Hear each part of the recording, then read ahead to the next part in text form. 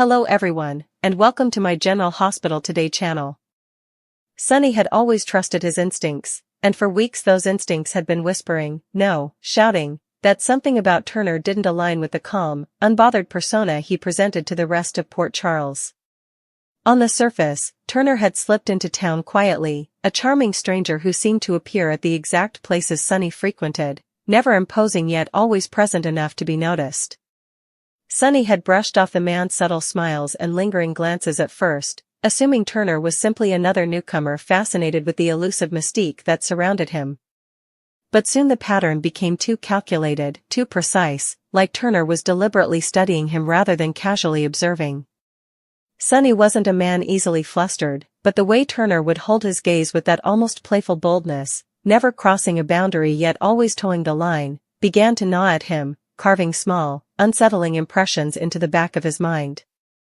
Sonny, a master at reading people, sensed something beneath Turner's flirtatious exterior, something too controlled to be genuine interest. He didn't confront it, not yet, but he watched, waited, gathered.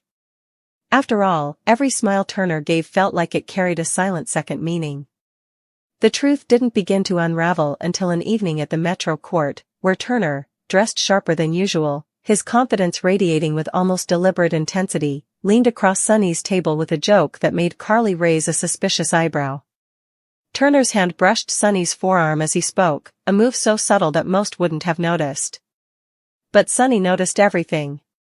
And for the first time, Sonny felt Turner trying to provoke something, not affection, not attraction, but reaction.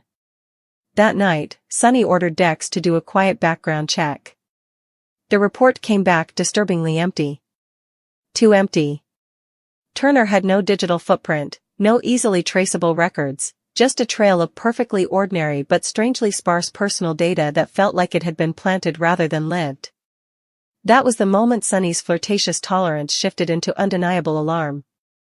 Turner wasn't just someone with an interest, he was someone with a purpose. And Sonny needed to know exactly what that purpose was. Days passed, each interaction becoming more charged, more deliberate. Turner would compliment Sonny with an offhand ease, tilt his head just right, laugh a second longer than needed, and maintain a closeness that wasn't accidental. But it wasn't desire in Turner's eyes, it was calculation. Sonny recognized it because he'd used that same look many times in negotiations and interrogations, a mixture of warmth and scrutiny, charm layered over intent. Then came the breakthrough. Brick called Sonny one night, urgency sharp in his voice. "You're going to want to sit down for this," he warned. Sonny didn't sit. He stood frozen, jaw clenched, as Brick explained that Turner had been working undercover, not for the PCPD, not for federal agencies Sonny had clashed with in the past, but for a private intelligence group with interests far more personal than political. Turner wasn't just observing Sonny. He had been assigned to him. And more shocking than that, Turner's real name wasn't Turner at all. It was Thomas Renner, the estranged son of a man Sonny had crossed paths with decades ago, a man whose life had unraveled after a deal gone wrong left him financially and socially destroyed. Sonny remembered the incident vaguely, another messy business entanglement in the chaos of his younger years. But to Thomas, Turner, it wasn't a footnote. It was a legacy. Sonny felt his chest tighten as the truth sank in. The flirting had been a tactic, a distraction, a calculated attempt to disarm him emotionally, to get inside his inner circle using vulnerability as a weapon. It was brilliant, in its own twisted way. Sonny had faced enemies who threatened him with guns, bombs, and blackmail, but never someone who attempted to infiltrate him through charm and feigned attraction. Yet what Turner hadn't accounted for was Sonny's intuition, an intuition sharpened by years of surviving exactly this kind of hidden agenda. The final confirmation came when Sonny confronted him directly. He found Turner alone on the pier, hands tucked into the pockets of his coat, the moonlight reflecting on water that seemed just as restless as Sonny's thoughts. Sonny approached with that silent, powerful presence that had made him a legend. "Turner," he began, his voice low, steady, warning. Turner turned slowly, the familiar smirk appearing, but this time it trembled, cracked at the edges. "Sonny," he said softly, "I wondered how long it would take you." Sonny stepped closer, close enough to see the conflict flickering in Turner's eyes. "You going to tell me why you've been sniffing around my life, pretending this game meant something?" Turner inhaled shakily, and for the first time all the polished composure he'd carried seemed to break apart. "It wasn't all pretend," he confessed, voice barely above a whisper. But Sonny stayed silent, giving him no reaction, no escape. Turner continued, "My father blamed you for everything. For losing his business. His reputation. His family. I grew up listening to stories about the monster who ruined our lives." His lips curled bitterly. "So when the opportunity came to get close to you, to expose you, to destroy you from the inside out, I took it." Sonny's jaw worked as he absorbed the confession, the warmth of Turner's earlier flirtations turning into an icy echo in his memory. "And the flirting?" Sonny asked, voice dangerously calm. Turner swallowed hard. "It was supposed to disarm you. People guard themselves against threats, Sonny, not interest." He gave a strained laugh. "And let's be honest. You don't exactly ignore someone giving you attention." Sonny didn't deny it. He'd played into Turner's strategy without realizing it, but not because he was vulnerable, and not because Turner had succeeded. He'd entertained the game because he'd sensed the lie behind it and wanted to see where it led. Turner continued, "I thought if I got close enough, you'd slip. You'd trust me. You'd confess something I could use." He exhaled sharply, voice cracking. "But I didn't expect you to be human. I didn't expect you to be someone who helped strangers, someone people risk their lives for. I didn't expect you to be nothing like what my father said."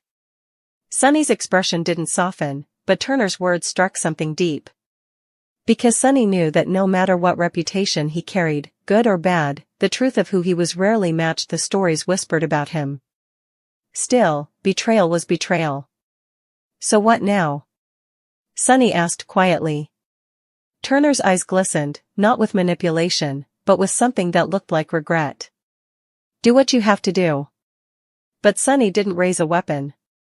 He didn't call Dex. He didn't threaten. Instead, he stepped closer, his voice dropping to that cool, dangerous calm he reserved for moments when he had absolute clarity. "You came after me through manipulation. Through lies. You used something personal, something intimate. That's a violation I don't forgive easily." Turner nodded, accepting the words like a sentence. "But," Sonny added, "you also didn't pull a trigger. You didn't hand over information. You stopped yourself." Turner blinked, surprised. Sonny continued, "That tells me you're not your father. You made a choice to walk away from his version of justice." Silence stretched between them, heavy but not hostile. "So here's my offer," Sonny said. "You disappear. Tonight. No more games, no more missions. You walk away from this clean.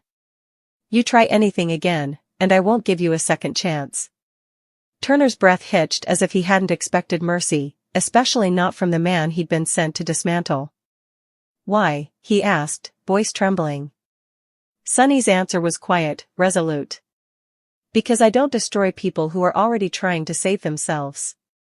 Turner didn't speak again. He simply nodded, turned, and walked into the fog-draped night, leaving behind the identity he'd worn and the vendetta he no longer believed in. And Sonny watched him go, not with triumph, but with the solemn awareness that even the sharpest threats sometimes arrive wearing a smile. The truth behind Turner's flirtation had been revealed. It was never about attraction, never about curiosity, it was surveillance disguised as seduction. But in the end, the deception shattered under the weight of Sonny's presence, his intuition, and a truth Turner could no longer deny. And as Sonny walked away from the pier, the wind whispering across the water, he knew one thing with absolute certainty: people would always come for him in ways he least expected. But no matter the disguise, no matter the strategy, Sonny Corinthos would always uncover the truth. After Turner vanished into the foggy night, Sonny remained on the pier long enough to let the cool mist wash over him. The revelation of Turner's true identity, the calculated nature of his flirtation, the hidden vendetta, was not something Sonny could simply shake off. It was not just about deception, it was about betrayal on a level that went beyond business rivalries or street-level conflicts. This was personal. Turner had played a dangerous game, one that preyed on Sonny's instincts, his emotional intelligence, and his rare vulnerability, and Sonny could not ignore that. He had been deceived, yes, but more than that, he had been tested. And as he always did, Sonny analyzed the encounter from every angle, replaying every detail in his mind, the subtle brush of Turner's hand, the lingering glances, the way Turner had known exactly when to back off just enough to avoid suspicion, and the exact moments when Turner had provoked curiosity, making Sonny's guard waver, just for an instant. Sonny's instincts told him Turner had been brilliant in execution, and it made the discovery all the more unsettling. Turner hadn't just come for information, he had come to understand Sonny on a level only someone trained and meticulous could achieve. And that was dangerous. The following days were tense, and Sonny found himself scanning every corner of the city for signs of Turner. It wasn't just concern for his own safety, it was strategy. Sonny had seen how Turner operated, intelligent, patient, observant. He was someone who didn't make mistakes lightly.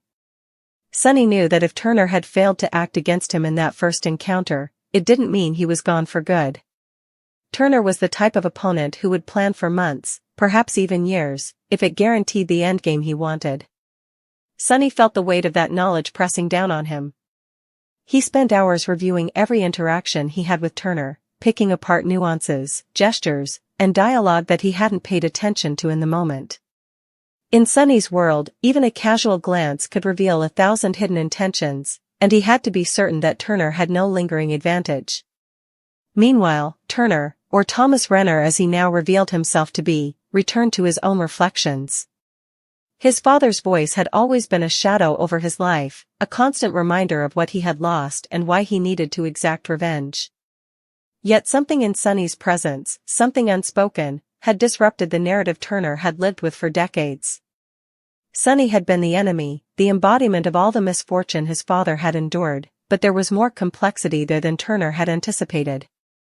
Despite his initial mission to infiltrate and destabilize, Turner couldn't ignore the subtle humanity Sonny had displayed, the ability to hold back when the moment demanded it, the self-restraint that Turner hadn't expected, the careful balance between power and empathy. It was frustrating, maddening even, to recognize that the man he had been trained to see as a target was not merely a figure to manipulate or dismantle, he was an enigma, a puzzle that Turner couldn't solve with strategy alone. That realization kept Turner awake nights, pacing the dimly lit apartment he had rented under a false name, reviewing his plan, reconsidering the path he thought was straightforward. The more he analyzed Sonny's actions, the more he recognized the limitations of his own approach. Back in Port Charles, Sonny convened a private meeting with his most trusted allies, including Jason Morgan and Carly. The conversation was urgent but controlled. Turner's real name is Thomas Renner, Sonny revealed quietly, his voice taut with controlled emotion. He's connected to a vendetta that's been decades in the making, and he targeted me using deception and using charm. Jason's brow furrowed. So the flirting wasn't just a game? Carly asked, her voice tinged with disbelief. It was a test. A trap. He wanted to get close, learn weaknesses, see what he could exploit, Sonny explained. The room fell silent. Everyone understood the stakes. In their line of work, enemies came in many forms, but someone capable of psychological manipulation, of weaving personal history into a covert plan, was far more dangerous than a direct threat with weapons or money. Sonny spent the next weeks deepening security measures, quietly investigating any loose threads in his personal and professional life that Turner might exploit. He didn't underestimate the man's resourcefulness. Sonny knew Turner could have allies, people willing to provide information, surveillance, or subtle interference without being seen. Every phone call was scrutinized, every email monitored, every new face in town given careful attention. Despite Turner's disappearance, Sonny felt the weight of his presence like a shadow over Port Charles. He couldn't let his guard down, not even for a moment. But the story didn't remain strictly tactical. Sonny had to confront the emotional fallout of what had transpired. The flirtation, the subtle intimacy, had not been purely in Sonny's control, despite his best analytical efforts. Turner had forced an emotional response, a flicker of vulnerability Sonny had not wanted to reveal.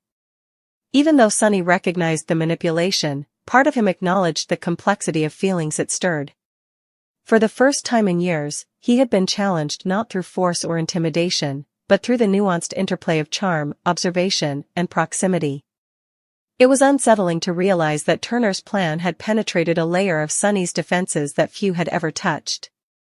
And yet, despite the deception, Sonny also felt a grudging respect. Turner had demonstrated patience, intelligence, and adaptability, the hallmarks of someone who could have been an ally under different circumstances. That thought lingered uncomfortably. Turner's re-emergence in Port Charles came unexpectedly. Sonny received a tip from an anonymous source that Turner had been spotted near the docks, the very location where Sonny had confronted him weeks before. This time, Turner's approach was different, less confrontational, more careful. He didn't attempt to flirt or distract. Instead, he observed from a distance, a silent figure blending into the shadows. Sonny recognized the posture immediately, the precision, the careful control. It was the body language of a professional recalibrating, planning, waiting. Sonny didn't panic, but he prepared. Dex was alerted, Jason shadowed entrances, and Carly monitored communications. Every precaution was taken. When Turner finally approached, it was under the guise of civility. He requested a private meeting, no cameras, no interruptions. Sonny agreed, understanding that Turner's choice to speak openly might provide crucial insight. The meeting was tense, electric, filled with unspoken questions. Turner admitted that he had underestimated Sonny, that his father's narrative had shaped his initial mission but had failed to account for the reality of Sonny's character. Sonny, in turn, made it clear that any further deception would not be tolerated. The dialogue was carefully measured, each word a test, each pause deliberate. Sonny wanted the truth, not excuses. Turner wanted recognition of the man he had come to respect even while opposing him. As their conversation unfolded, Sonny began to understand the full complexity of Turner's motivations. Turner was not a simple villain, he was a man shaped by betrayal, family pressures, and a desire to redefine his own path. Sonny, in his unique way, recognized the opportunity for redemption, even for someone who had acted against him. But he also knew the line between redemption and threat was fragile. Any misstep could reignite old conflicts and endanger everyone Sonny cared about. They negotiated terms. Turner would withdraw from direct interference, provide information that might prevent future threats, and remain under Sonny's observation. In exchange, Sonny offered a form of conditional trust, difficult for someone like Turner, who had learned to rely only on strategy, deception, and independence. Over the ensuing months, Turner's presence in Sonny's life evolved. The flirtation never returned, replaced instead by a cautious partnership, each man testing the boundaries of trust while respecting the unspoken rules of survival. Sonny found that Turner's intelligence, once a threat, could become an asset in navigating the complex networks of Port Charles. Turner, for his part, discovered that the man he had aimed to destroy could recognize strategy, skill, and humanity simultaneously, creating a tension that was simultaneously adversarial and enlightening. Each encounter brought new insights, new risks, and new tests of loyalty, as both men navigated a precarious balance between past grievances and potential alliances. Despite the uneasy truce, Sonny never forgot the lesson Turner had imparted. People could wield influence in subtle ways, exploiting emotion, perception, and personal history in place of force. The memory of Turner's flirtation lingered, not as attraction, but as a reminder of vulnerability, the hidden edges of Sonny's defenses that could be targeted in ways he hadn't anticipated.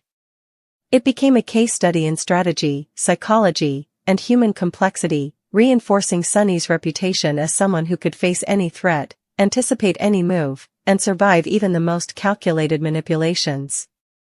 In the final analysis, the revelation of Turner's identity, the uncovering of his motives, and the resolution of their conflict reshaped Sonny's understanding of power, trust, and human behavior.